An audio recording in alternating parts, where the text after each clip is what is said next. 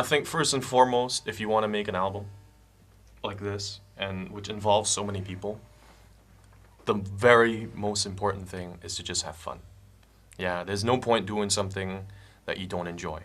Yeah, and I think the recording process and the creating process of this album was probably the funnest time because literally it was just like all of us didn't want to go out. We just kept coming here, hanging out, you know, getting drinks over here and just having fun doing what we love to do, and that was just making music, you know?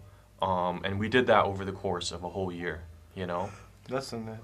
Well, probably less than that, you know? And A lot of commitment, though. Like, you've got to be committed. I mean, that's one thing.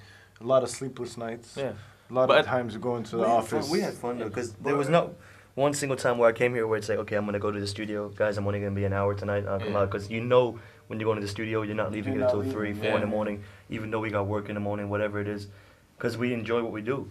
You know what I mean? Because I mean, the way I've always looked at it is like he said, like we're artists and our craft is MCing, you know, and I mean MCing is all about mastering the ceremonies, you know, and it's not mastering the booth, it's not mastering recorded music, you know, it's putting on a show, it's entertaining people, you know, making sure people are having fun and whatnot. So the way that we look at the music, you know, people are asking us how come you guys aren't selling the album and whatnot?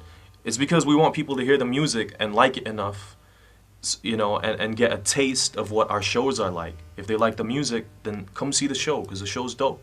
You know, we've worked hard on getting it tight and making sure that it's fun for the people that come. Especially with the way the music industry is right now, which is sales don't amount to shit Yeah. right now, and the most important aspect of any artist It's right now always been like that. is their performance. It's always been like that, but now it's more than anything. ever. Well, some of the unique circumstances you face in this market that you don't face in other is like the issue of performance licenses. You got to pay about 1,500 dirhams to have an artist on stage or a DJ to play, and this is something that really discourages a lot of the local promoters from actually having local bands here because, you know, first of all, if a local band doesn't do well or a local artist doesn't do well, you know, then they're not going to have people coming into the club. That's why they prefer to bring international artists, and maybe they might tag on like a local artist. So performance licenses is a huge issue. Another thing is censorship. Censorship obviously limits the type of music that's there and the variety as well. So maybe a lot of people will be doing a lot more commercial stuff rather than what they actually want to do, whether it's street stuff or political stuff or just real socially conscious stuff. And then the third thing that comes to mind is radio. Apparently you can't get your songs played on radio unless you sign to a record label, and not every artist out here, you know, whether he's good, average, or bad, has a privilege to be signed to a major label, let alone an Arabic label, which most likely will sign Arabic artists or artists that do music in, you know, like the Arabic language. So these are the three main things, you know what I'm saying, which I believe. I mean, Yeah, I mean, I got two. Like,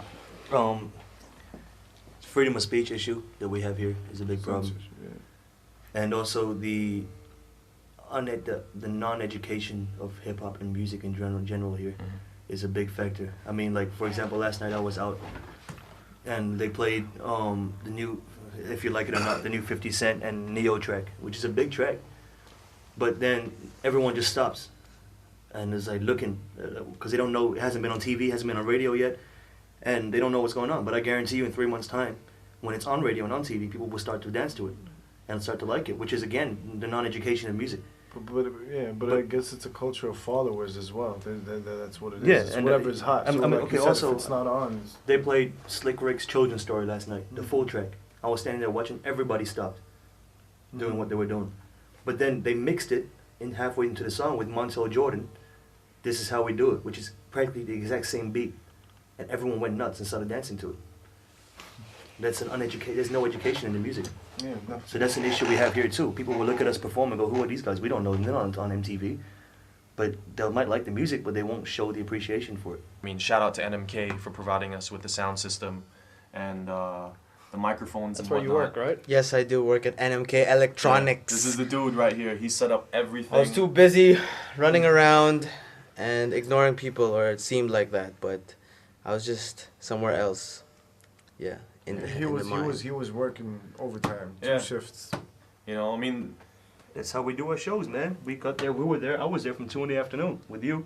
yeah. And we didn't leave there till 5 in the morning. We bring our own shit, we pack our own shit, and we get out. We do the show, we do the flyering ourselves, we do the promotion ourselves. Everything is in-house. Basically, we don't even have a team behind it. We just do it ourselves. You know what I mean? And that's exactly how dedicated we are, man. We don't want to be standing around packing shit up at 5 in the morning, but we're doing it. You know what I mean? Even running around getting our own water and shit set up for the event, and you know what I mean? Making sure the water was set up. Shout out to Ricky. Making sure the water was put up on. You know what I mean? Yeah. And like, that's just the beauty of it, man. We just do everything ourselves. We're like self-sufficient. You know what I mean? And everything is, and that's why it's successful. We can't blame anybody for our fuck-ups, and we can't, you know, and we just. We take things into our own hands. Shout out to Zara for helping out with everything. We couldn't have done all of this without you. Who's Zara? Zara's our PR agent. Zara Sore. She's absolutely amazing. Shout out to Private Government for always making sure that we sound absolutely awesome, Crystal clear, baby. whether it be on stage or on music, on the CD, or whatever. Shout out to everyone, man. Everyone that was part of it. Shout out even to people, Who come to everyone that every was in single the show. group, the whole recipe, of course. Everyone that comes to the shows all the time. Shout out to people like Steve and Ricky and them who help us promote and help us stick stickers on stuff and help us even though they don't have to. You know, shout out to everybody, man. Richie for coming down to the gigs, you know, the solo gigs and people, you know, everybody, man. You know what I mean? It's a wrap. Peace.